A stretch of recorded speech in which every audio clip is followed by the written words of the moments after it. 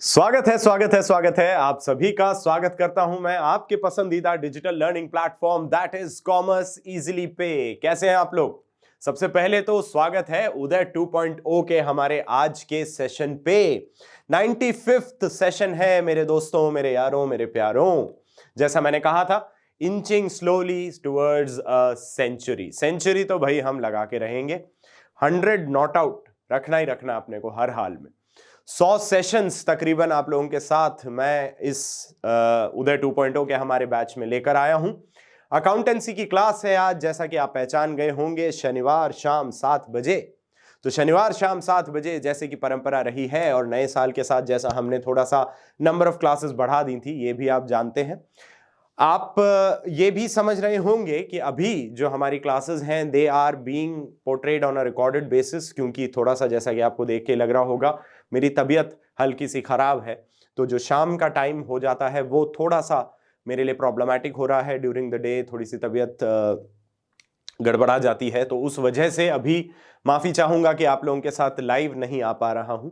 अभी के डिस्कशंस हम कुछ इस तरीके से कर रहे हैं कि अभी आप लोगों को जो कॉन्सेप्ट्स मुझे समझाने हैं वो कॉन्सेप्ट्स मैं बहुत अच्छे से आप लोगों के लिए लेके आ रहा हूं। उम्मीद करता हूं आप लोगों को इन सेशंस में किसी भी तरह की कोई प्रॉब्लम नहीं आएगी। बाकी अगर किसी भी तरह की कोई भी दुविधा है तो बेझिझक इसी वीडियो के कमेंट सेक्शन में जरा बता दीजिएगा कि सर हमें ये वाला पॉइंट जो है थोड़ा सा एक बार दोबारा समझा दीजिएगा। तो घबराइएगा नहीं, अगला जब भी सेशन हमारा लेके आऊंगा 96 सेशन में, मैं सबसे पहले आपकी जो भी क्वेरीज हैं उन्हें एड्रेस करूंगा और फिर हम आगे बढ़ चलेंगे। ठीक है? तो जैसा मैंने कहा 95th सेशन, और जैसा आप लोगों को पता है chapter number 21 that is financial statements of a sole proprietorship देख रहे थे हम। उसमें हमने एडजस्टमेंट्स की बात करना शुरू कर दिया था। 12 एडजस्टमेंट्स मैं आप लोगों के लिए पिछले सेशन में 94th सेशन में तकरीबन 12 एडजस्टमेंट्स मैं आप लोगों के लिए लेके आ चुका था। 12 तकरीबन इसीलिए कह रहा हूं क्योंकि जो हमने उसमें एक एडजस्टमेंट पढ़ा है that is regarding the provision for bad debts, वो अपने आप में 2 से 3 एडजस्टमेंट्स को समेटे हुए हैं। तो कायदे से कहा जाए तो हम तकरीबन 15 एडजस्टमेंट्स पढ़ चुके थे, लेकिन हाँ, out of a list of around 22 adjustments that we had to study, 12 adjustments have already been covered in the part 1 of our chapter. आज आपके लिए सिर्फ हम एडजस्टमेंट्स नाम से ही डिस्कशन लेके आए हैं, क्योंकि आज के सेशन में हमें करने हैं आखिर सिर्फ एडजस्टमेंट्स। तो एडजस्टमेंट्स की अगर बात करें तो आपने ये देखा है, इससे पहले जो सेशन में आपके लिए लेके आया था वहां पे हमने काफी सारे प्राइमरी एडजस्टमेंट्स देख ही लिए थे। जैसे क्लोजिंग स्टॉक के बारे में पढ़ाई करी थी, हमने समझा था आउटस्टैंडिंग एक्सपेंसेस के बारे में, हमने समझा था प्रीपेड एक्सपेंसेस के बारे में। साथ बढ़ते बढ़ते हमने आगे देखा था कि भाई डेप्रिसिएशन का एडजस्टमेंट कैसे करेंगे। हमने ये समझा था कि unearned income and accrued income दोनों के एडजस्टमेंट्स हमें कैसे करने हैं। हमने देखा किस तरीके से बैड डेप्ट का एडजस्टमेंट होगा, किस तरीके से एग्जिस्टिंग बैड डेप्ट का ट्रीटमेंट करेंगे, नए बैड डेप्ट्स का क्या किया जाएगा। साथ ही साथ हमने देखा था provision for bad debts, and we also studied about provision for discount on debtors. हमने देखा था interest on capital, interest on drawings, interest on loan. तो इस तरीके के काफी प्राइमरी, काफी इंपॉर्टेंट, सिग्निफिकेंट एडजस्टमेंट्स जो हमें करने थे वो हम ऑलरेडी डिस्कस कर चुके हैं। साथ ही साथ पिछले सेशन में मैंने आप लोगों को यह भी समझाया था कि अब अगले सेशन में जो एडजस्टमेंट्स मैं आप लोगों के लिए लेके आऊंगा, उन एडजस्टमेंट्स को देख के कुछ हद तक आपको यह लगने लगेगा कि सर ये एडजस्टमेंट्स तो हमने पहले कर रखे हैं। वैसे तो एडजस्टमेंट्स के पहले सेशन यानी 94th सेशन में जो मैं एडजस्टमेंट्स आप लोगों के लिए लेके आया था, उन एडजस्टमेंट्स के बारे में भी कुछ ना कुछ जानकारी आप लोगों के पास थी, कुछ ना कुछ हम लोगों ने उन एडजस्टमेंट्स को ट्रीट किया हुआ था इससे पहले कहीं ना कहीं। फॉर एग्जांपल डेप्रिसिएशन तो पूरा चैप्टर ही पढ़ा था। चाहे बात करें हम प्रीपेड एक्सपेंसेस, आउटस्टैंडिंग एक्सपेंसेस की, चाहे बात करें अक्रूड इनकम या अनअर्न्ड इनकम की, क्लोजिंग स्टॉक की बात करें, हम ट्रायल बैलेंस में क्लोजिंग स्टॉक के बारे में अच्छे से पढ़ चुके थे। तो अभी तक के जो भी एडजस्टमेंट्स टेक्निकली आपने देखे हैं, ये सारे वही एडजस्टमेंट्स हैं जिनका थोड़ा बहुत परिचय हम लोग इससे पहले करते आ रहे हैं। बात यह है कि एडजस्टमेंट्स जो टोटल चैप्टर हमारा है वो ये बताना चाहता है कि भाई आपका साल खत्म हो चुका है, और ये जो एडजस्टमेंट्स हैं ये ऐसे एडजस्टमेंट्स होते हैं जो साल के अंत में ही आपको पता चलते हैं। जैसे क्लोजिंग स्टॉक, जाहिर सी बात है जिसकी डेफिनेशन ही यही कहती है कि भाई goods lying unsold at the end of the financial year, तो उसके लिए फाइनेंशियल ईयर का एंड होना भी तो जरूरी है। आपको क्लोजिंग स्टॉक की असली जानकारी मिलेगी ही तब जब आपका साल खत्म हो चुका है, क्योंकि साल खत्म होने के बाद ही तो आप ये बात कहेंगे कि यार ये वो गुड्स हैं जो मैंने खरीद लिए थे बेचने के लिए लेकिन बेच नहीं पाया। टोटल गुड्स खरीदे थे 1 लाख के, उसमें से 80,000 के गुड्स तो मैंने बेच दिए, 20,000 के गुड्स मेरे पास अभी पड़े रह गए हैं जो बिक नहीं पाए, साल खत्म हो गया है तो इस फाइनेंशियल ईयर में नहीं बिक पाए, वही फाइनेंशियल ईयर के एंड में अनसोल्ड मेरे पास पड़े हैं। अनसोल्ड मतलब बेच नहीं पाया, अर्थात यही तो हो गया मेरा क्लोजिंग स्टॉक। तो वो पता तो साल के अंत में ही चलेगा ना। तो एडजस्टमेंट्स हमारे कुछ इस तरीके के हैं जो आपको साल के अंत में ही पता चल रहे हैं। एग्जाम्पल दूसरा लेंगे हम, डेप्रिसिएशन। डेप्रिसिएशन के बारे में हमेशा से आपको यह बात मैंने समझाई है कि जब भी असेट हमारे बिजनेस में काम आने लग गई है उस तारीख से साल अंत होने तक का डेप्रिसिएशन हमें देना होता है। तो जाहिर सी बात है डेप्रिसिएशन का जो ट्रीटमेंट आप करेंगे वो साल के अंत में ही तो करने वाले हैं, और साल का अंत अर्थात 31 मार्च। तो 31 मार्च के बाद ही जब हमें कुछ कुछ एडजस्टमेंट्स के बारे में पूरी जानकारी मिलने वाली है तो उन एडजस्टमेंट्स का ट्रीटमेंट हम 31 मार्च के बाद ही कर सकते हैं। इन एडजस्टमेंट्स का ट्रीटमेंट करना इसीलिए जरूरी हो जाता है क्योंकि जैसा हमने बात किया, प्रॉफिट और लॉस का ट्रू नेचर हमें पता चलना जरूरी है, क्योंकि कई ऐसे लोग होंगे जो इस इंफॉर्मेशन के बेसिस पे डिसीजन मेकिंग करने वाले हैं। तो फॉल्स इंफॉर्मेशन के बेसिस पे डिसीजन मेकिंग करी गई तो वो बहुत भारी नुकसान पहुंचाएगी। ऐसे में किया क्या जा सकता है? ऐसे में किया यही जा सकता है कि जो भी एडजस्टमेंट्स हम देख रहे हैं इन एडजस्टमेंट्स का ढंग से ट्रीटमेंट किया जाए in our books of accounts, ताकि एडजस्टमेंट्स करने के बाद जो प्रॉफिट एंड लॉस हमारा डिपिक्ट होगा वो एकदम एक्यूरेट यानी कि true and fair view represent करे हमारी फाइनेंशियल परफॉर्मेंस का। करेक्ट? चलिए, तो इसी के साथ इस इंट्रो को समझते हुए अब जब हम समझ चुके हैं कि कारण क्या है इन एडजस्टमेंट्स का ट्रीटमेंट करने का और किस तरह के एडजस्टमेंट्स नॉर्मली हमें देखने को मिलते हैं, आज जो हम सेशन में एडजस्टमेंट्स आपके लिए लेके आए हैं, that is the part 2 of the adjustments that I brought for you today. वो एडजस्टमेंट्स बहुत ही मजेदार है। दोबारा यही बात समझाऊंगा, ऐसे ही एडजस्टमेंट्स हैं जिन एडजस्टमेंट्स को आप अपने नॉर्मल कोर्स के दौरान ऑलरेडी देख चुके हैं, बस यहां पे साल के अंत में आ जाने की वजह से उनका ट्रीटमेंट थोड़ा सा अलग हमें दिखाना होगा। अलग ट्रीटमेंट ऐसे नहीं दिखाना है, ट्रीटमेंट आप अभी भी वही कर रहे हैं जो इनका ट्रीटमेंट आप पहले किया करते थे। काम कुल मिला के वही है जो आपको पहले करना पड़ रहा था, आज भी वही करना है। बस अब क्योंकि हम फाइनेंशियल स्टेटमेंट्स पे आ गए हैं तो हमें साथ में यह दिखाना होता है कि भाई इसका ट्रीटमेंट फाइनेंशियल स्टेटमेंट्स में क्या इफेक्ट डालने वाला है। ठीक है जी, चलिए, तो ये तो था हमारा आज के सेशन के बारे में जानकारी वाला पोर्शन। जानकारी की बात करें तो अब थोड़ी सी जानकारी उन छात्रों के लिए जो आज हमारे साथ जुड़े हैं। तो पहला काम जो आपको करना है वो चैनल को सब्सक्राइब कर लीजिए और जैसा आपने देखा नोटिफिकेशन का बेल आइकन क्लिक कर दीजिएगा, क्योंकि कॉमर्स इजीली आपके लिए बहुत जल्द बहुत सारे बहुत ही मजेदार अपडेट्स लेके आने वाला है। इन अपडेट्स से अगर आपको एकदम अप टू डेट रहना है तो उसके लिए बहुत जरूरी है कि आप नोटिफिकेशन का बेल आइकन क्लिक करें, so that you get a chance to know कि भाई कॉमर्स इजीली ने अभी अभी कुछ नया अपलोड करा है, कुछ नया हमारे लिए लेके आए हैं। इस दौड़ती भागती दुनिया में आगे रहने का यही एक तरीका है कि भाई be very very aware, keep your eyes and years open. तो उसके लिए बहुत आवश्यक कि नोटिफिकेशन का बेल आइकन जरूर क्लिक कर लीजिएगा कि जब भी कुछ नया अपडेट आए तुरंत सबसे पहले जानकारी आप तक पहुंच जाए। साथ के साथ एक चीज और है जो मैं आप लोगों को बताता रहता हूं, which is our carefully curated playlist. अभी तक के जितने भी वीडियोस हमारे अपलोड किए गए हों या लाइव सेशंस जो भी हमने कंडक्ट करे हैं, वो सारे के सारे वीडियोस यानी the entire Uday batch up to date has been uploaded on our playlist available on our channel. तो चैनल पे जाइएगा, प्लेलिस्ट वाला जो टैब है होम पेज पे उस पे जरा क्लिक कीजिएगा, उसमें से सेलेक्ट कीजिएगा उदय 2.0 की अकाउंटेंसी प्लेलिस्ट, और उस अकाउंटेंसी प्लेलिस्ट में आपको दिख जाएंगे अभी तक के सारे जो भी सेशंस हमने कंडक्ट करे हैं, उनमें कराए गए सारे टॉपिक्स प्रॉपरली लिखे गए हैं वीडियोस के सामने, ताकि आपको किसी तरह का कोई कंफ्यूजन ना रहे कि भाई मुझे ये वाला टॉपिक पढ़ना है कि सर डेप्रिसिएशन में मुझे स्ट्रेट लाइन मेथड एक बार समझा दीजिए। जाइएगा प्लेलिस्ट में देख लीजिएगा, डेप्रिसिएशन में स्ट्रेट लाइन मेथड बहुत बखूबी समझाया गया है। साथ ही साथ पूरी की पूरी playlist absolutely free available on YouTube, तो वो एक एडेड बेनिफिट है आपके लिए। एंड लाइक आई सेड, किसी भी तरह की कोई भी दुविधा, कोई भी कंफ्यूजन, कोई भी क्वेश्चन अगर मन में आता है तो जिस वीडियो में डाउट है उसके नीचे कमेंट सेक्शन में जाके अपना डाउट पोस्ट कर दीजिएगा। Our team will get back to you at the earliest possible, that is our easily promise. ठीक है जी, चलिए थोड़ा सा एक रिकैप। जैसा आप जानते हैं पिछले सेशन में हमने देखा था भैया एडजस्टमेंट्स हैं क्या, क्या जरूरत पड़ रही है, और कुछ इंपॉर्टेंट एडजस्टमेंट्स, जैसा मैंने कहा तकरीबन 12 एडजस्टमेंट्स हमने पिछले सेशन में चेकआउट कर लिए थे। अब बारी आती है आज के सेशन की। अगर हम बात करें तो आज के सेशन में will be taking adjustments part 2 and we will be seeing a few more adjustments, but बहुत ही प्यारे से एडजस्टमेंट्स हैं। ऐसे एडजस्टमेंट्स हैं जिनके बारे में आपको बहुत अच्छे से जानकारी है। लाइक आई सेड, ऐसे एडजस्टमेंट्स जो कहीं ना कहीं हमारी इस पूरी यात्रा में हम देख चुके हैं।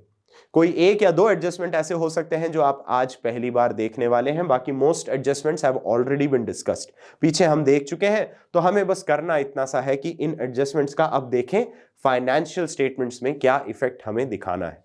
ठीक है, चलिए तो बात करते हैं हम सबसे पहले हमारे एडजस्टमेंट की, यानी abnormal loss. Now what do you understand bye abnormal loss? Abnormal loss हम कह सकते हैं लॉस बाय थेफ्ट। एबनॉर्मल जो नॉर्मल बिजनेस एक्टिविटीज में नहीं होता है। लॉस बाय फायर, यानी गुड्स में किसी तरह का कोई लॉस आ गया, आपका सामान गोदाम में रखा था, गोदाम में चोरी हो जाती है, सामान गायब हो जाता है, गोदाम में रखे सामान में आग लग जाती है, गोदाम में रखे सामान में बाढ़ की वजह से पानी से रिलेटेड कोई डिस्ट्रक्शन या कोई डैमेज हो जाता है। These are all losses and they are abnormal losses. क्यों है एबनॉर्मल लॉस? क्योंकि ये नॉर्मल बिजनेस एक्टिविटीज में होने वाले लॉसेस नहीं है। सही बात है, जब हमने बिजनेस चालू किया है, गुड्स खरीद के रखे हैं, तो ये मान के रख सकते हैं कि चलो ठीक है, थेफ्ट का आप मुझे कह सकते हैं। लेकिन यार एक बिस्किट फैक्ट्री के वेयरहाउस में से बिस्किट्स के कार्टन कौन चुरा के ले जाता है?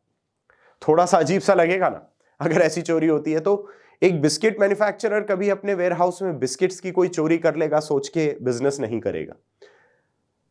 हाँ, हमने ये पढ़ा है, कंजर्वेटिज्म और प्रूडेंस कॉन्सेप्ट जो है हमारा, वो यही कहता है कि भाई सब कुछ सोच के चलना पड़ेगा। In fact anticipate all future losses but do not anticipate future gains. तो फ्यूचर लॉसेस में हम ये एंटिसिपेट कर रहे हैं, इसीलिए तो उसकी तैयारी कर रहे हैं।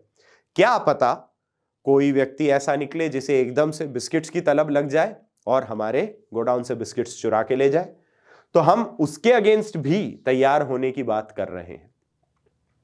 लॉस बाय थेफ्ट या लॉस बाय फायर के केस में, या लॉस बाय फ्लड और डैमेज, वाटर डैमेज, किसी भी तरह का कोई भी एबनॉर्मल लॉस अगर हो रहा है, तो ऐसी स्थिति में दो तीन बातें होंगी, जिसमें से एक बात होगी आर यू इंश्योर्ड और नॉट। सबसे पहला जो पॉइंट हमारा रहेगा वो ये रहेगा वेदर वी हैव इंश्योरेंस और नॉट।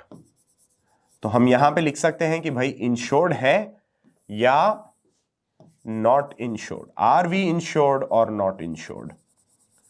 That is primary. सबसे पहला पॉइंट तो हमारा यही आ जाता है कि भाई हम क्या इंश्योर्ड हैं या नहीं है, क्योंकि ट्रीटमेंट यहां से ही डिफर कर जाता है। अगर आप इंश्योर्ड नहीं है तो ये पूरा का पूरा लॉस आप ही का होने वाला है, आपको ये लॉस उठाना पड़ेगा।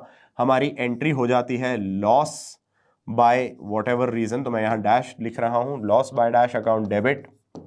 क्या होगा इस लॉस से?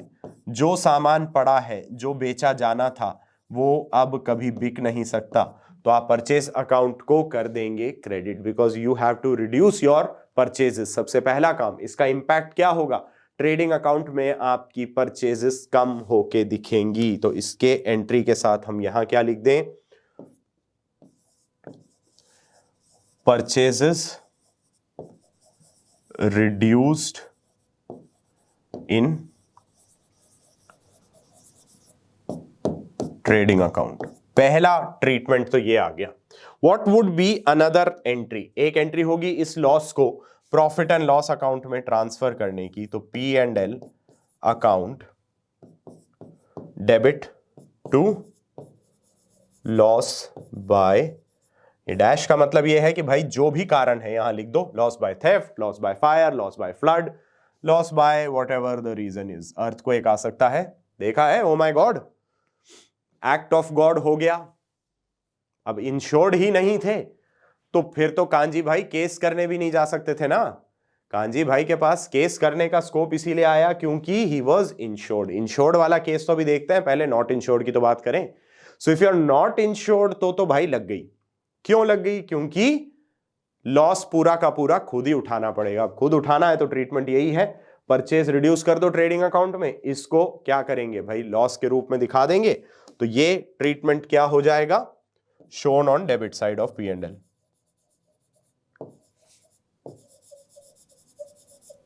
shown on debit side of P&L account। तो ये हमारा ट्रीटमेंट रहेगा इन case of abnormal loss. Now remember, abnormal loss का ट्रीटमेंट अभी हमने बोला सिर्फ ट्रेडिंग एंड P&L में ही हो रहा है।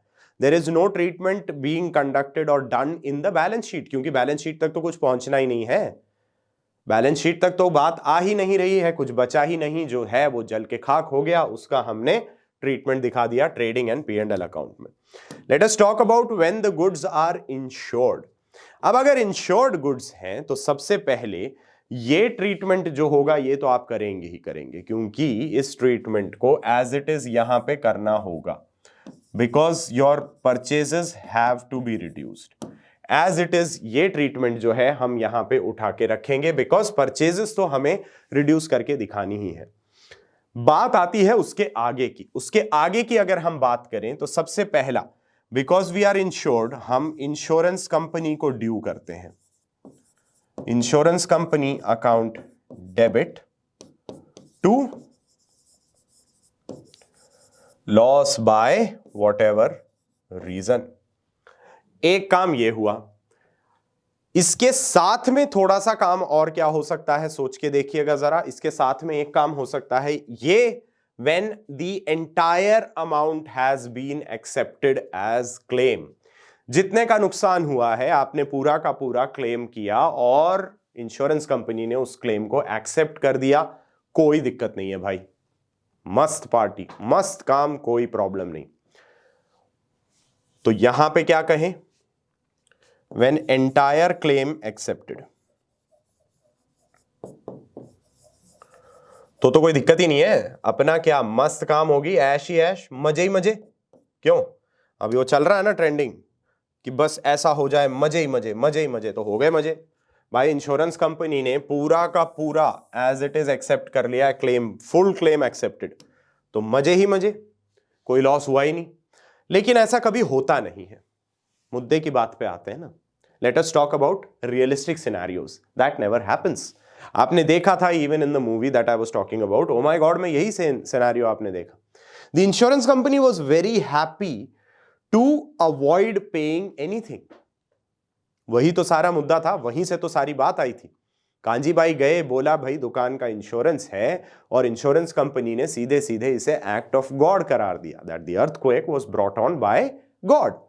तो उसमें तो बात ही खत्म हो जाती। उन्होंने कहा भाई हमारी तो कोई रिस्पॉन्सिबिलिटी नहीं, व्हाई शुड वी पे यू फॉर दैट। अब उसमें मुद्दे की बात यही तो आई थी कि भाई an earthquake will always be an act of God.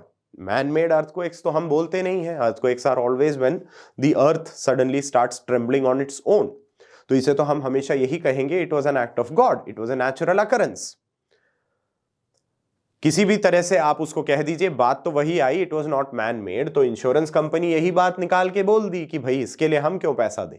वही चीज रियलिस्टिकली भी होती है। इन मोस्ट केसेस जब भी आप क्लेम करते हैं, 100% of your claim is never going to be accepted. In that case हमारी एंट्री क्या हो जाती है भाई, इंश्योरेंस कंपनी को तो ड्यू करो जितने से इंश्योरेंस कंपनी आपको क्लेम देने वाली है, वो ड्यू कर दो। बाकी बचा कहां चला जाए, बाकी बचा यही एंट्री हमें करनी पड़ेगी ना। जो लॉस है भाई, लॉस को तो लॉस के रूप में दिखाना ही पड़ेगा, और क्या कर दें, loss by whatever reason. हो गई बात। यही ट्रीटमेंट होगा, और यही ट्रीटमेंट मोस्ट केसेस में आप देखेंगे भी।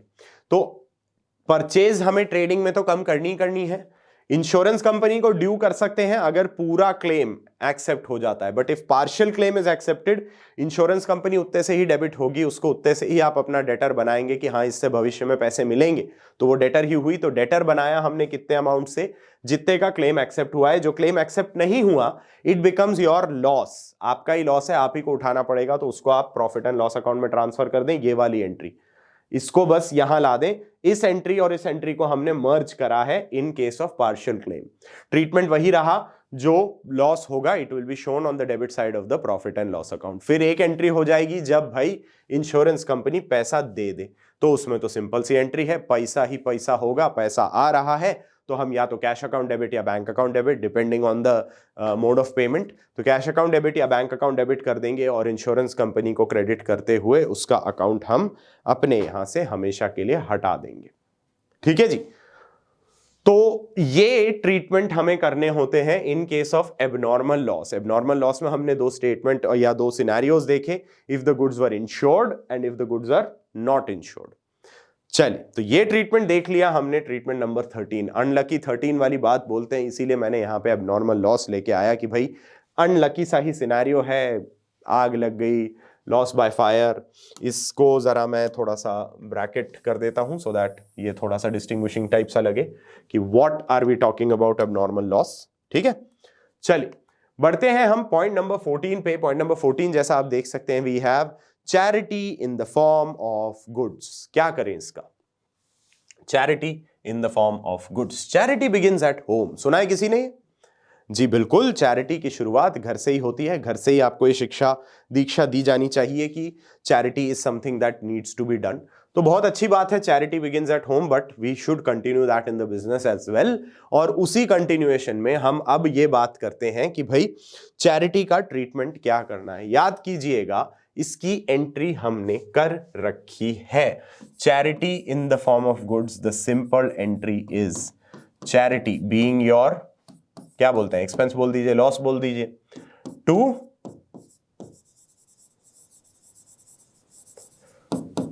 Purchases account. यही होती है एकमात्र एंट्री, बात खत्म। Charity account debit to purchases account, and then one more entry that needs to be done is P&L account debit, because it's a loss, तो इस लॉस को हमें दिखाना तो पड़ेगा हमारे P&L अकाउंट में। ये वाली एंट्री क्यों करी गई है, जानता है कोई? ये वाली एंट्री करी गई है because this is in line with the revenue recognition and the matching concepts. Revenue recognition concept जो आपसे ये कहता था कि भाई रेवेन्यू तब रिकॉग्नाइज होगी जब वो मिल जानी चाहिए थी, नॉट जब वो एक्चुअली कैश में मिली। यानी कि सेल को कब रिकॉर्ड करेंगे हम? सेल को रिकॉर्ड किया जाता है जब ओनरशिप ट्रांसफर हो गई है गुड्स की। As per the sale of goods act 1881, whenever ownership transfers from the hands of the seller to the hands of the buyer, that particular case is when we call a sale as concluded. उस scenario में revenue recognise कर लीजिए साहब। अब जो goods आपने खरीदे हैं, अगर इन्हें चैरिटी के रूप में आपने फ्री में किसी को दे दिया है, तो जाहिर सी बात है ये कभी भी सेल में कन्वर्ट नहीं हो सकते। तो जब रेवेन्यू रिकॉग्नाइज नहीं हो सकती, तो मैचिंग कॉन्सेप्ट क्या कहता है? मैचिंग कॉन्सेप्ट ये कहता है कि भाई वो खर्चे ही इस साल में रिकॉर्ड करें जो किस काम के लिए किए गए हैं? उस रेवेन्यू को जनरेट करने के लिए किए गए हैं जिस रेवेन्यू को आप इस साल में रिकॉर्ड कर रहे हैं। अब जब इस साल की रेवेन्यू होनी ही नहीं है इन गुड्स पे जिन्हें फ्री में बांट दिया गया, तो फिर उन पे किए हुए खर्चे भी इस साल के रिकॉर्ड में नहीं आने चाहिए, which is why we are reducing the purchases. तो हमने परचेज रिड्यूस कर दी। अब परचेज रिड्यूस करने का मतलब क्या हुआ? जैसा पीछे देखा था, ट्रेडिंग अकाउंट में परचेजेस लेस करके दिखा देंगे, shown as deduction from purchases in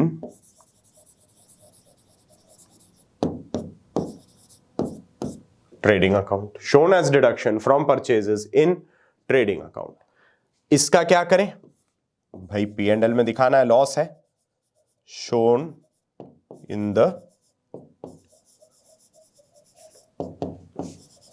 debit side of.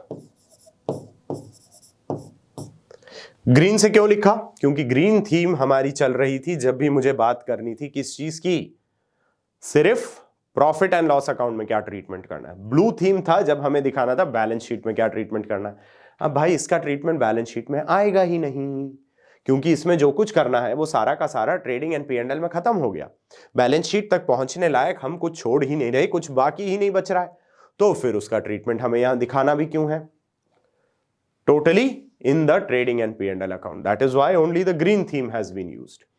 चलिए हम आते हैं point number 15, goods distributed as free samples. क्या करें इसका? फ्री सैंपल कई बार आपने देखा है, रिटेल चेन स्टोर्स होती हैं, डिपार्टमेंटल स्टोर्स होती हैं, जो चेन डिपार्टमेंटल स्टोर्स होती हैं like D mart and Reliance smart and all, they have this kinds of schemes. कभी कभी आप जाते हैं वहां, खास करके कोई नया प्रोडक्ट अगर इंट्रोड्यूस हुआ है, खास करके ईटेबल्स अगर नए इंट्रोड्यूस हुए होते हैं, कंज्यूमेबल्स जिन्हें कहा जाता है, खाने पीने की चीजें, तो ऐसे में क्या होता है, वो आपके पास ला के ऐसे सैंपल दिखाते हैं कि सर एक बार ट्राई करके देखिए ना, सर एक बार ट्राई करके देखिए ना।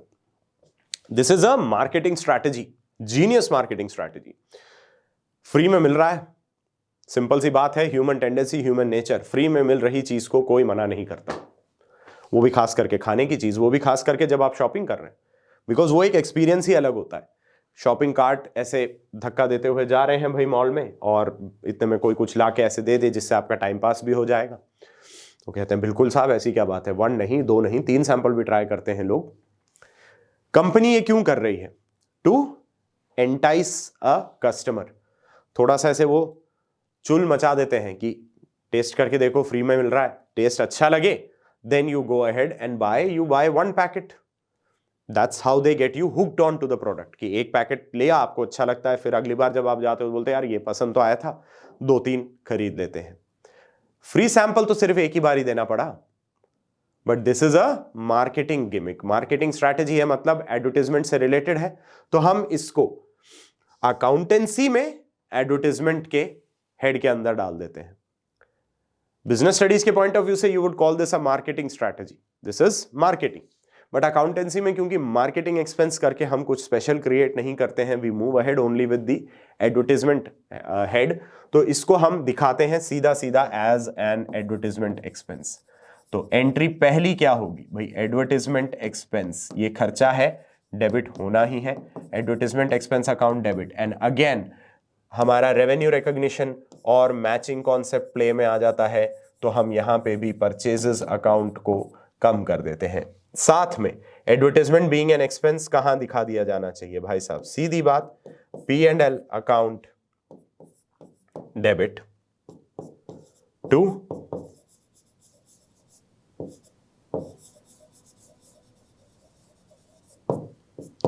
Advertisement expense account.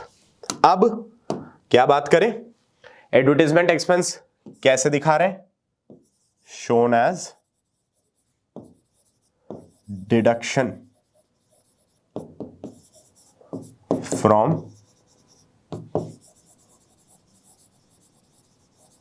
परचेजेस इन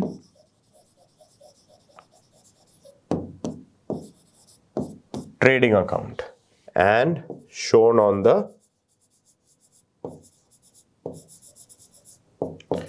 debit side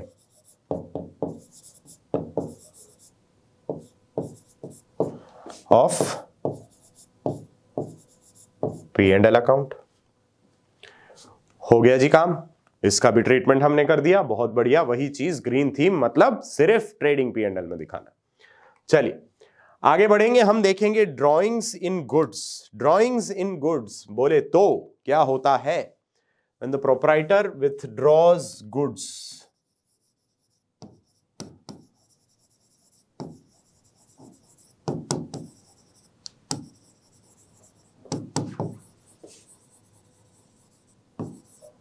goods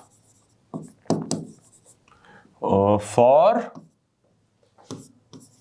personal use, अपने इस्तेमाल के लिए goods meant for resale purposes, goods हमेशा हम उसी टर्म के लिए यूज करेंगे कि भैया अपने लिए नहीं, बेचने के लिए रखे थे, उनको प्रोपराइटर भाई साहब ही निकाल के ले गए। अब क्या करें, केस हमने ये पहले भी पढ़ा है, this would be treated as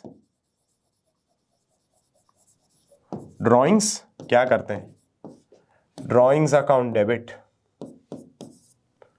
बात वही आई, purchases account. First things first, green में हम क्या लिखेंगे,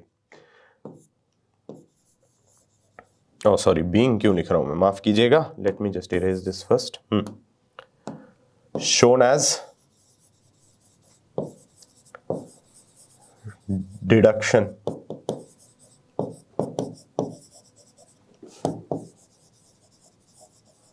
from purchases in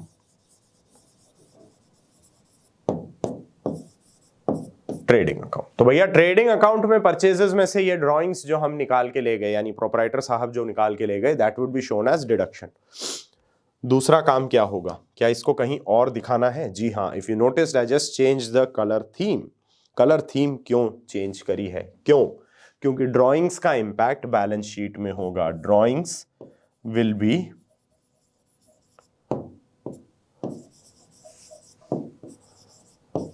deducted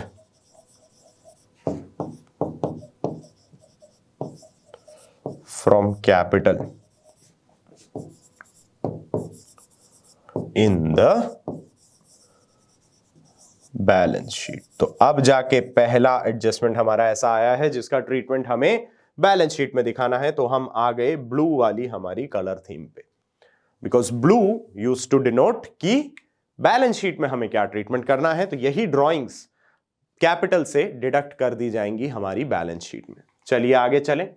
We have another adjustment जिसका नाम है implied interest. Now, implied interest, like I said, has been covered. इससे पहले भी हमने देखा है। implied interest का मतलब क्या होता है, सबसे पहले तो ये जान लेते हैं। implied interest का मतलब होता है interest receivable और payable, दोनों हो सकता है।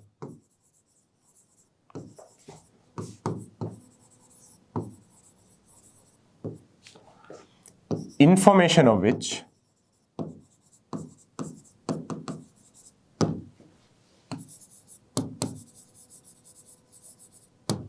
is not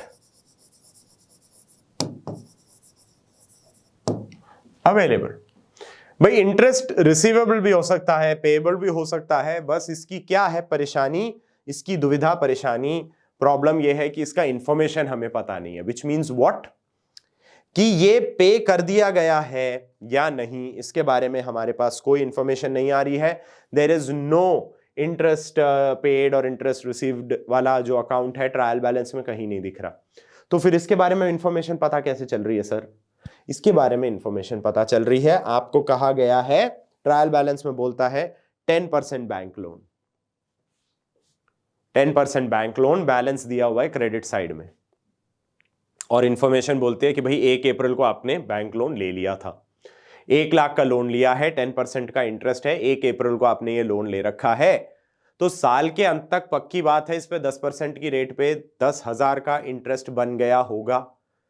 अब पे किया या नहीं इसके बारे में कोई जानकारी नहीं है, does not matter, this interest is an expense for you. अगर पे करना है तो this is definitely an expense for you. तो यहां पे हम क्या कर देते हैं, यहां पे हम कर देते हैं 2 भाग इसके, एक तो पेएबल बोल दें पहले, दूसरा हम कह देते हैं रिसीवेबल, क्योंकि दोनों चीज हो सकती है। ऐसा हो सकता है आपको कहीं से इंटरेस्ट मिलना भी हो, जानकारी नहीं दे रखी है। तो अगर पेएबल है तो सिंपल सी बात है, क्या एंट्री हो जाती है इसकी, बता सकता है कोई? इसकी एंट्रीज होंगी पहली बात 2, because this is an expense. तो द फर्स्ट थिंग इज हम यहां पे करते हैं इंटरेस्ट आउटस्टैंडिंग और payable, whatever you want to give it a name, interest payable account, because this is an expense, हमने करा डेबिट टू, सॉरी यहां पे हम इसको कर देंगे टू लोन अकाउंट, जिस भी लोन के अगेंस्ट ये पे करना था। और ये जाएगा कहां? Added to loan in balance sheet. Blue colour देखते ही समझ गए हम कि इसको कहां दिखाना है भाई, इसको लोन के अमाउंट में दिखा देंगे हम बैलेंस शीट में। Then comes the second entry, क्योंकि ये हमारे लिए क्या है, खर्चा भी तो है, तो P and L account debit to interest payable account.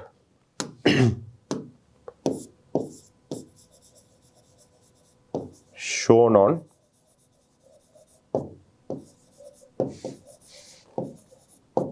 Debit side of P and L account. बात कर लेते हैं जरा रिसीवेबल की। रिसीवेबल में उल्टा हो जाता है। रिसीवेबल में मतलब ये हुआ आपने किसी को लोन दिया हुआ है, you haven't taken a loan from someone और a bank, you have given a loan to someone. किसी को लोन दिया है, वो है आपके लिए असेट, उस पे इंटरेस्ट मिल जाना चाहिए था, तो यहां पे अब वही loan which is an asset increase हो रहा है, असेट इंक्रीज होती है, हम करते हैं डेबिट, यहां पे हम लिख देंगे टू इंटरेस्ट, क्या आएगा, रिसीवेबल हो जाएगा अब तो, interest receivable account. And the second entry would be what, यही इंटरेस्ट अब हो जाता है क्या, इंटरेस्ट रिसीवेबल, क्योंकि ये इनकम है हमारी, it's an indirect income for us. Interest receivable account debit हो जाता है and the P and L account gets credited because like I said this is revenue, income हो रही है, हमने उसको दिखा दिया है ऑन द क्रेडिट साइड। तो यहां पे लिखेंगे शोन ऑन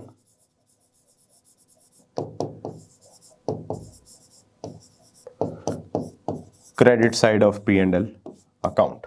और ऊपर वाले केस में क्या कर दें, बस उसमें नाम यही आएगा added to loan, but on the asset side, added to loan on asset side of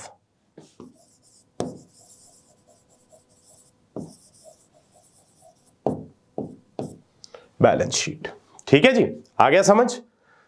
चलिए अब बात करते हैं हम अपने एक और एडजस्टमेंट के बारे में, which is as you can see known as deferred revenue expenditure. Now what is deferred revenue expenditure, क्या होता है ये, समझाया इससे पहले भी है, कहां समझाया है सर, कैपिटल एंड रेवेन्यू वाला जो वन शॉट चैप्टर आप हमारे लिए लेके आए थे, वहां पे आपने डिस्कस करा था कि एक एक्सपेंडिचर्स में एक कैटेगरी थर्ड होती है विच इज, जो बीच में आती है, जिसे कहा जाता है डेफर्ड रेवेन्यू एक्सपेंडिचर। मतलब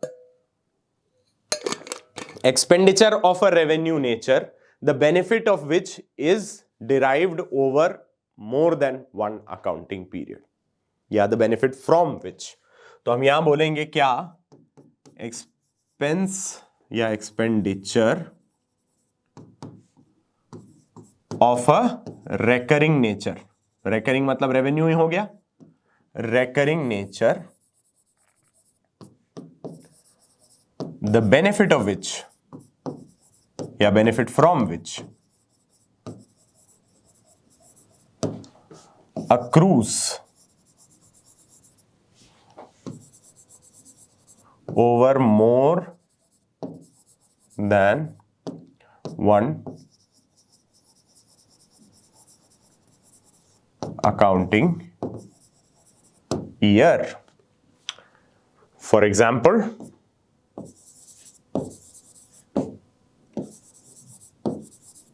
advertisement expense of rupees 5 lakh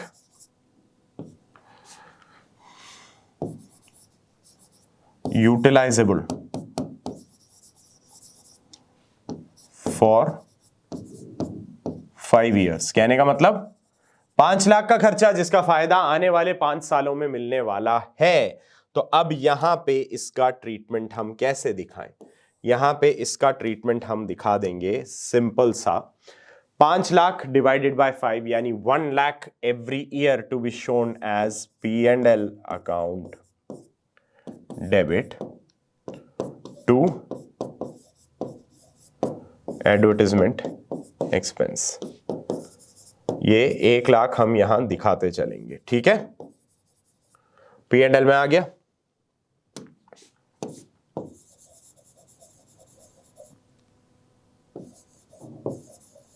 shown on debit side of P&L account. What do we do with the remaining 4 lakh? Rupees 4 lakh shown as an asset in the balance sheet to be written off equally over 4 years. 5 साल तक benefit मिलना था, 1 साल का हम इस साल ही right of करके अपने P&L में दिखा दिए हैं। तो बाकी बचे 4 लाख आप बैलेंस शीट में असेट साइड में दिखा देंगे डेफर्ड रेवेन्यू एक्सपेंडिचर की कैटेगरी के under, naming as advertisement account, and then every year for the next 4 years हर साल ये 1 लाख वाली एंट्री हम पास करेंगे। अगले साल एक्सपेंडिचर और भी हो सकता है तो उसको आगे आगे बढ़ाते चलेंगे। ये पहले साल के एक्सपेंडिचर के साथ अगले साल का एक्सपेंडिचर वहां से 5 साल के लिए इसी तरीके से ट्रीट किया जाएगा। तो ट्रीटमेंट हमें यही रखना है in the P&L and the balance sheet. आगे बढ़ते हैं, हमारा आता है adjustment related to managers commission. Now what do you understand by this? सबसे पहले तो ये समझ लें जरा, what is managers commission. Manager आपके एम्प्लॉय हैं, कंपनी में मैनेजर जो होते हैं वो एम्प्लॉय हैं। Now imagine a sales manager, उनको जो सैलरी दी जा रही है डेफिनेटली दैट इज समथिंग। उसके अलावा उनके रेम्यूनरेशन में एक एडेड पार्ट या इंसेंटिव वाला या बोनस वाला एक पार्ट हम क्या रखते हैं कि भाई because you are the sales manager, sales का ये टारगेट है आपके पास, ये टारगेट सेल्स अगर आपने अचीव करी तो उसका इतना percentage your commission. This is to motivate them for efficiency and better performance, higher performance standards.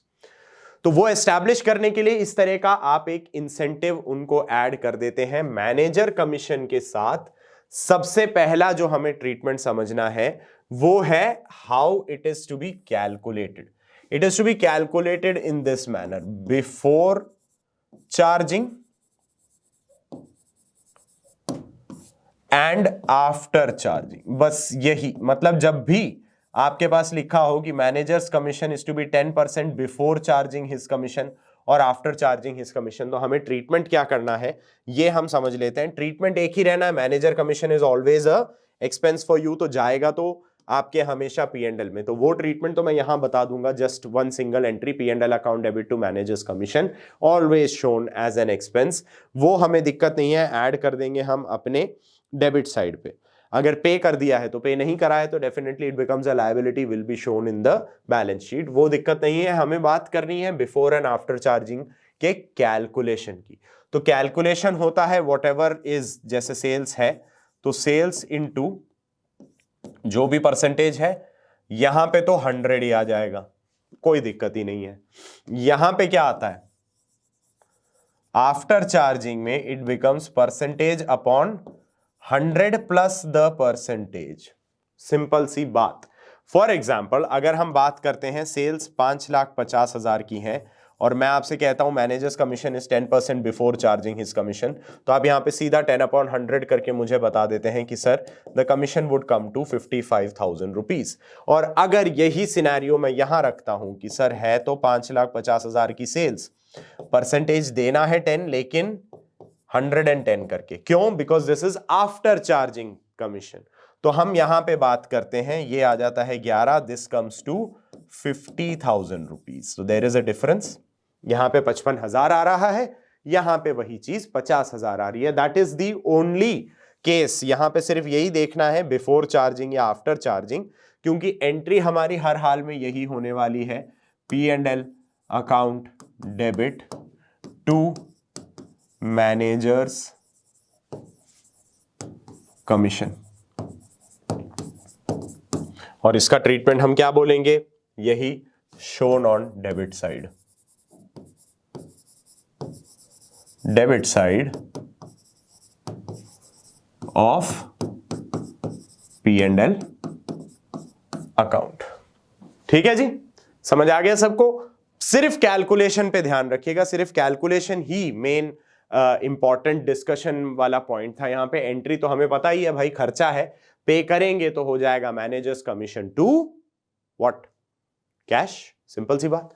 और नहीं पे किया तो manager's commission then becomes a liability for you. तो यहाँ पे P&L में तो हमें वो दिखाना ही है, और उसको हम मैनेजर के हिसाब से या मैनेजर के नाम में या सैलरी करके वॉट उसमें हम वैसे ऐड करके we will show this as a liability on the balance sheet. Balance sheet में लायबिलिटी साइड पे दिखा दिया जाए। ठीक है, चलिए बात करते हैं अब आगे बढ़ते हुए हमारे 20th जो ट्रीटमेंट है हमारा, which is capital expenditure treated as revenue expenditure. Now this, if you recall, is, what is this?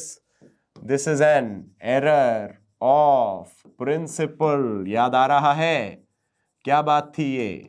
Sir जी, शोले की मोटरसाइकिल में साइड कार लगवाई है, बस उसको मान लिया रिपेयर और हमने दिखा दिया उसको अपने P&L अकाउंट में, कर दी गड़बड़। क्योंकि यहां से 2-3 ट्रीटमेंट होने हैं। पहली बात क्या होगी, आपका रेवेन्यू एक्सपेंडिचर जो है, यानी आपका P&L पहले ठीक होना है, क्योंकि आपने इसको खर्चे के रूप में दिखा दिया है। सबसे पहला काम तो उस एंट्री को रिवर्स करना होगा, यानी जो भी आपने दिखाया है तो हमें पहले what you must have done is P&L to, क्या करा था, टू रिपेयर्स। तो पहले तो हमें रिवर्सल एंट्री मारनी पड़ेगी। आपने P&L टू रिपेयर्स करा है और वो एंट्री अभी करी नहीं है, हम मान लेते हैं, जैसे हम बात करते हैं, this is called the correction entry. Rectification हम क्या करते थे, सॉरी इरेजर पे चला गया क्या, ये रेक्टिफिकेशन होता पहले तो machinery account debit to repairs, पहला काम तो यही आ जाता। इसके लिए आगे क्या लिखूं, विथ यूजिंग अनदर कलर,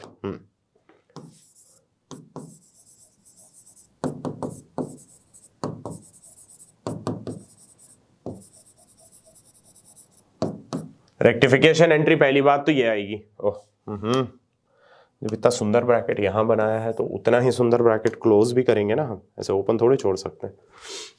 चलिए, ये रेक्टिफिकेशन एंट्री पास होगी। उससे होगा क्या भाई, मशीनरी की वैल्यू बढ़ गई है, मशीनरी की वैल्यू बढ़ी है तो उस पर डेप्रिसिएशन भी चार्ज होना है।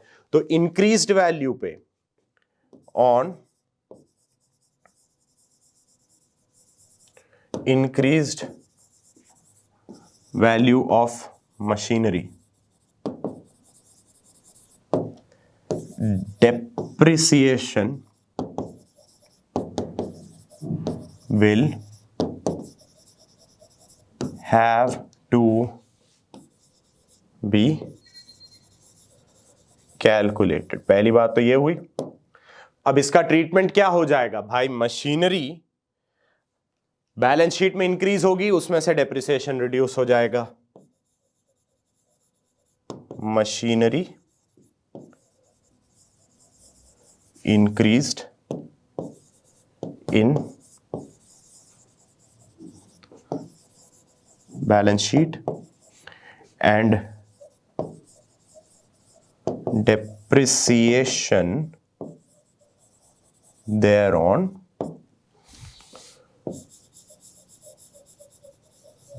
reduced। तो बैलेंस शीट में मशीनरी आपको बढ़ा के दिखानी पड़ेगी और उस पे जो डेप्रिसिएशन है उसको कम करके दिखाना पड़ेगा। दोनों ट्रीटमेंट आपको दिखाने पड़ेंगे बैलेंस शीट में, और जो डेप्रिसिएशन है उसे आपको P&L में भी तो दिखाना पड़ेगा, because depreciation is again an expense. It's a non cash expense but it's still an expense. तो उसको हम P&L में चार्ज करके दिखा भी देंगे। तो ये समझ आया कि कैसे हमने अपने एरर ऑफ प्रिंसिपल को रेक्टिफाई भी कर दिया, उसका क्या क्या ट्रीटमेंट भी दिखा दिया। कहां कहां ट्रीटमेंट की भाई, P&L में डेप्रिसिएशन दिखा दो और अपने बैलेंस शीट में पहले मशीनरी में वैल्यू ऐड करो और फिर डेप्रिसिएशन जो आ रहा है उसको कम करके फाइनल वैल्यू दिखा दीजिए। ठीक है, चलिए आगे बढ़ते हैं, चलते हैं हम अपने लास्ट एंड फाइनल एडजस्टमेंट की तरफ, which is sale of goods on approval basis. ये क्या होता है जी, ये कुछ ऐसा सिनेरियो है जब आपने सामान भेजा है ये कुछ ऐसा है जब सामान आपने भेजा है कस्टमर के अप्रूवल के लिए। मतलब कि सामान आप भेजते हैं अपने कस्टमर को या डेटर को और उनको बोलते हैं कि साहब पसंद आए तो रख लीजिएगा, पैसे दे देना, नहीं पसंद आए तो वापस। There is some scenario going on like that. किसी किसी को क्लिक हो रहा है? कहां से उठ के आ रही है ये बात? ये बात आ रही है आपके हर leading e commerce business platform से। क्या होता है? 10-day return policy. Almost every product that you purchase across these digital e-commerce platforms offer you a 10-day return policy. कि भाई 10 दिन में सामान पसंद नहीं आता है तो वापस कर देना। हर प्रोडक्ट के साथ नहीं, but most products do get this policy कि रिटर्न कर दीजिएगा। Edible item, some personal wearable items, personal जो आपके कॉस्मेटिक आइटम्स होते हैं उनमें नहीं मिलता, लेकिन मोस्टली जैसे हाई एंड इलेक्ट्रॉनिक आइटम्स होते हैं उन सब के साथ ये बात चलती है कि भाई एक बार आप अपने घर पे इंस्टॉल करके देखेंगे, चल रहा है नहीं चल रहा है, ट्रांसपोर्टेशन के दौरान डैमेज हो गया था, तो definitely you will return that product. आप अपने पास खराब प्रोडक्ट क्यों रखने वाले? तो रिटर्न के लिए आपको दिए जाते हैं 10 डेज, 15 डेज, 30 डेज, अलग अलग प्रोडक्ट्स की, अलग अलग कंपनीज की अलग अलग पॉलिसी।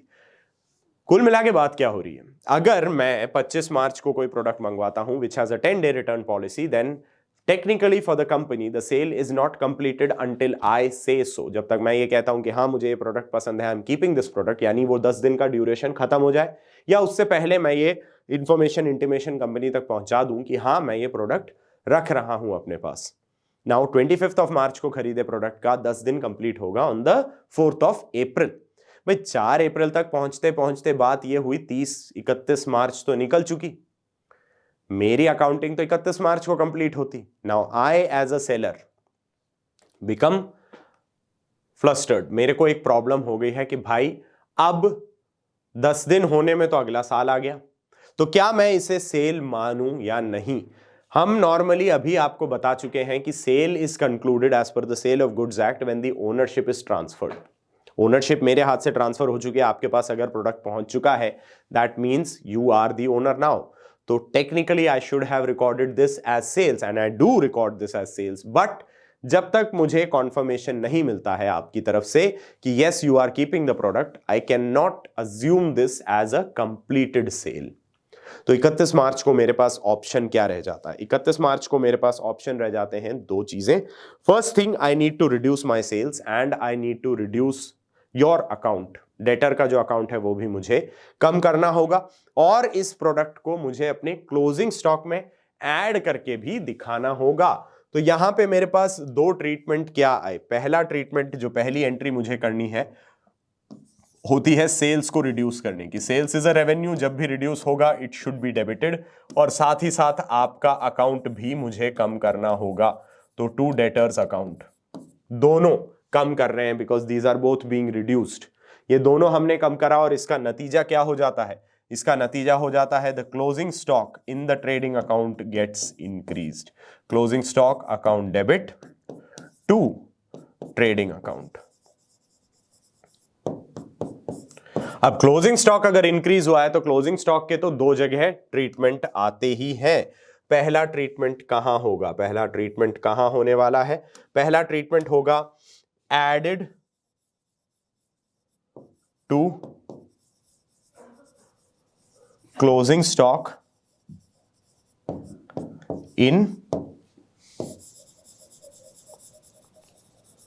Trading account. और दूसरा ट्रीटमेंट क्या होगा? भाई क्लोजिंग स्टॉक की तो दो जगह हमें डिपिक्शन दिखानी होती है, दूसरी डिपिक्शन ऑलरेडी आ जाएगी क्या? Added to closing stock in balance sheet.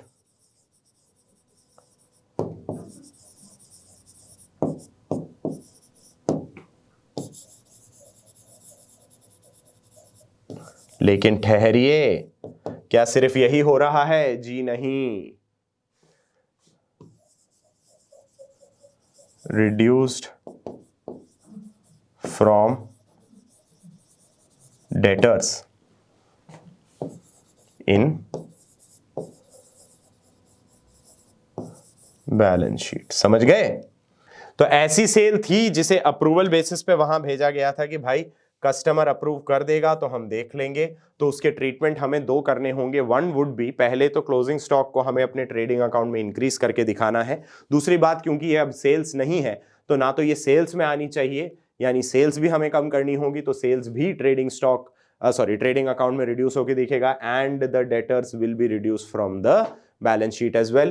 Closing stock के रूप में इसे कन्वर्ट कर दिया गया है, तो बैलेंस शीट में जो क्लोजिंग स्टॉक की वैल्यू है वो अब हमें इंक्रीज करके दिखानी होगी। तो ये था आज के सेशन का हमारा पूरा कल्मिनेशन। इतने सारे मजेदार से जो एडजस्टमेंट्स हमने करे हैं, उम्मीद करता हूं आपको बहुत मजा आया होगा। Like I said, this is one adjustment जो आपने अभी तक देखा नहीं था। एक मैनेजर्स कमीशन का कैलकुलेशन हमें सीखने को मिला, उसके अलावा उसका ट्रीटमेंट तो हम इससे पहले भी देख चुके थे, बट ये sale of goods on approval basis is something जो आपने आज तक देखा नहीं था। अब हम उस चीज को देख चुके हैं। I hope everyone found this session very entertaining and very exciting. With that being said, session तो हमारा हो जाता है यहाँ पे ओवर। बढ़ चलते हैं आप लोगों के सबसे पसंदीदा पोर्शन की तरफ, यानी कि हमारा मोटिवेशनल सेशन। और आज का मोटिवेशन आपसे कहता है, make today the day to learn something new. अर्थात आज यानी वर्तमान को एक ऐसा दिन बनाएं जहां आप कुछ नया सीखें। तो हमारी कोशिश हमेशा क्या रहनी चाहिए? Learning something new every day, because every day is a new day. तो हर नए दिन के साथ नए सीखने की एक लालसा, एक इच्छा, एक जज्बे के साथ जुड़िएगा मेरे साथ अपने अगले सेशन में जो होगा ट्यूसडे को। ट्यूसडे शाम 7 बजे मिलेंगे आपसे विथ आर 96th सेशन, जिसमें हम अब लेके आने वाले हैं प्रैक्टिस क्वेश्चंस। जी हाँ, कॉम्प्रिहेंसिव क्वेश्चंस लेके आने वाला हूं आप लोगों के लिए, जहां पे आपके सामने होंगे क्या? पूरा ट्रायल बैलेंस होगा, वहां से हमें ट्रेडिंग, P&L, बैलेंस शीट भी बनानी है। जो अभी तक एडजस्टमेंट आपने देखे हैं उनमें से कुछ कुछ एडजस्टमेंट्स हर क्वेश्चन में आप लोगों के लिए लेके आएंगे। तो दिल थाम के बैठिएगा अपने अगले सेशन के लिए। जैसा कि आपको दिख रहा है, अगला सेशन है प्रैक्टिस क्वेश्चन पार्ट 1। बहुत ही मजेदार सा सेशन होने वाला है, बहुत इंटरेस्टिंग से क्वेश्चंस आपके सामने आने वाले हैं। और जैसा मैंने कहा, अंत की शुरुआत तो कर ही चुके हैं, बहुत जल्दी हम उस पड़ाव पे पहुंच जाएंगे जहां पे मुझे उदय 2.0 बैच का अंजाम करना होगा। आगाज हमने किया था तकरीबन 95 सेशंस पहले। कुछ ही दिनों में हम इसके अंजाम तक पहुंचने वाले हैं। आप लोगों को पूरी तरह से क्लास 11th की जो अकाउंटेंसी का हमारा कोर्स था वो कंप्लीट करवा दिया जाएगा। एंड यस, उसके बाद से आप लोगों का काम शुरू होता है, जो मैं हमेशा से आप लोगों को कहता आता हूं कि प्रैक्टिस करना है, रिवाइज करना है। ठीक है, तो चलिए दोस्तों, आज हमारे इस सेशन में मेरे साथ बने रहने के लिए सबसे पहले तो तहे दिल से आप सभी का बहुत बहुत शुक्रिया अदा करते हुए मैं अभी लेना चाहूंगा आपसे विदा। आज हमने देखा एडजस्टमेंट्स का पार्ट 2। बहुत मजा आया आप लोगों के साथ आज की क्लास कंडक्ट करके। Like I always say, keep practicing, keep learning, और ये सब कुछ अपनी प्यारी सी मुस्कान बिखेरते हुए कीजिएगा। मिलेंगे बहुत जल्द आप लोगों से अगले मंगलवार अपने अगले सेशन के साथ। प्रैक्टिस क्वेश्चन लेके आऊंगा आप लोगों के लिए। तब तक के लिए ध्यान रखिए अपना, अपनों का और अपनी सेहत का। मैं हूं आप सभी का प्यारा अकाउंटेंसी मेंटोर। बस कहना चाहूंगा पहले तो शुभ रात्रि, गुड नाइट, शबा खैर, और दूसरी बात जो मैं हमेशा कहता हूं, bye bye, tata and love you all. चलिए मिलते हैं।